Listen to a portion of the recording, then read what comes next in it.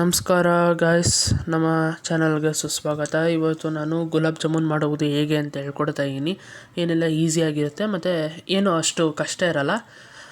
ಏನಿಲ್ಲ, ಒಂದು ಪಾತ್ರೆಗೆ 2 ಕಪ್ಪಷ್ಟು ಸಕ್ಕರೆ ಹಾಕೋಬೇಕು. ಅದು ಚೆನ್ನಾಗಿ ಕನ್ಸಿಸ್ಟೆನ್ಸಿ ಬರಬೇಕಂದ್ರೆ ಅದು ಮುಳುಗುವಷ್ಟು ನೀರು ಹಾಕಬೇಕು. ಆವಾಗ ಚೆನ್ನಾಗಿ ಒಂದೇಳೆ ಪಾಕ ಬರುತ್ತೆ. ಆವಾಗ ನೀವು ಆರಾಮಾಗಿ ಪಾಕ ಅಂದರೆ ಗುಲಾಬ್ ಜಾಮೂನ್ ಮಾಡಿದ್ದೆ ಅದರೊಳಗೆ ಹಾಕ್ಬೋದು. ಈಗ ನಾನು ಒಂದು ಗುಲಾಬ್ ಜಾಮೂನ್ ಮಿಕ್ಸ್ನ ತೊಗೊಂಡಿದ್ದೀನಿ, MTR ಅವ್ರದ್ದು. 175 ಗ್ರಾಮ್, 65 ರುಪೀಸ್.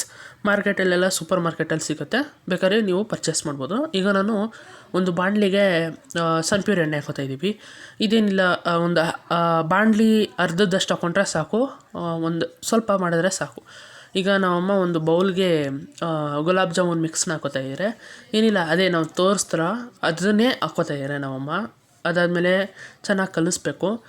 ಒಂದು ತೆಳುನೂ ಬೇಡ, ಗಟ್ಟಿನೂ ಬೇಡ, ಮೀಡಿಯಮಾಗಿರಬೇಕು ಹಿಟ್ಟು. ಆ ಥರ ಇದ್ದರೆ ಆರಾಮಾಗಿ ಲಟ್ಟಿಸ್ಬಿಟ್ಟು ಎಣ್ಣೆ ಒಳಗೆ ಬಿಡ್ಬೋದು. ಈಗ ನಮ್ಮಮ್ಮ ಎಲ್ಲ ನೀಟಾಗಿ ರೆಡಿ ಮಾಡ್ಕೊಂಡಿದ್ದಾರೆ ಅದು ಹಿಟ್ಟು. ಈಗ ನಮ್ಮಮ್ಮ ಅದನ್ನು ಉಂಡೆ ಮಾಡ್ತಾಯಿದ್ದಾರೆ, ಗುಲಾಬ್ ಜಾಮೂನ್ದು ರೌಂಡ್ ಶೇಪ್ ಮಾಡ್ತಾಯಿದ್ದಾರೆ ನೋಡಿ.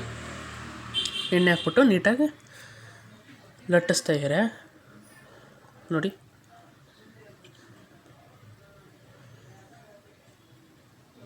ನೆಕ್ಸ್ಟ್ ಈಗ ಪಾಕ ಹೇಗಿದೆ ಅಂತ ನೋಡ್ಕೊಬರೋಣ ಬನ್ನಿ. ನೋಡಿ, ಈ ಥರ ಆಗಿದೆ ಪಾಕ, ಕುದೀತಿದೆ ಚೆನ್ನಾಗಿ.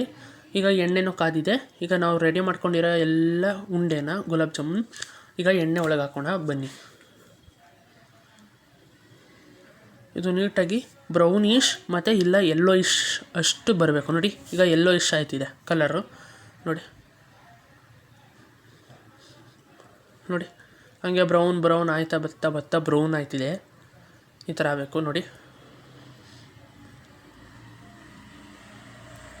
ಈ ಥರ ಆದರೆ ನೋಡಿ ಚೆನ್ನಾಗಿ ಕರೆಕ್ಟಾಗಿ ಬಂದಿದೆ ಎಣ್ಣೆಯಲ್ಲಿ ಅಂತ. ನಮ್ಮಮ್ಮ ಈಗ ಎಣ್ಣೆಯಿಂದ ತೆಗೆದು ಒಂದು ತಟ್ಟೆಗೆ ಹಾಕೋತಾ ಇದ್ದಾರೆ. ಈಗ ನಮ್ಮಮ್ಮ ಸಕ್ಕರೆ ಪಾಕಕ್ಕೆ ಹಾಕಿದ್ದಾರೆ ಗುಲಾಬ್ ಜಾಮೂನ್ನ. ಅದು 1.5 ಗಂಟೆ ಟೈಮಷ್ಟು ಏನಪ್ಪ ಪಾಕದ್ರಲ್ಲೇ ಇರಬೇಕು ಗುಲಾಬ್ ಜಾಮೂನ್. ಆವಾಗ ಚೆನ್ನಾಗಿ ಕನ್ಸಿಸ್ಟೆನ್ಸಿ ಬರುತ್ತೆ. ಈಗ ನೋಡಿ, ಕಟ್ ಮಾಡಿದ ತಕ್ಷಣ ಹೂ ಥರ ಬಂತು. ಈ ಥರ ಇರಬೇಕು ನೋಡಿ. ಹೀಗೆ ಮಾಡೋದು.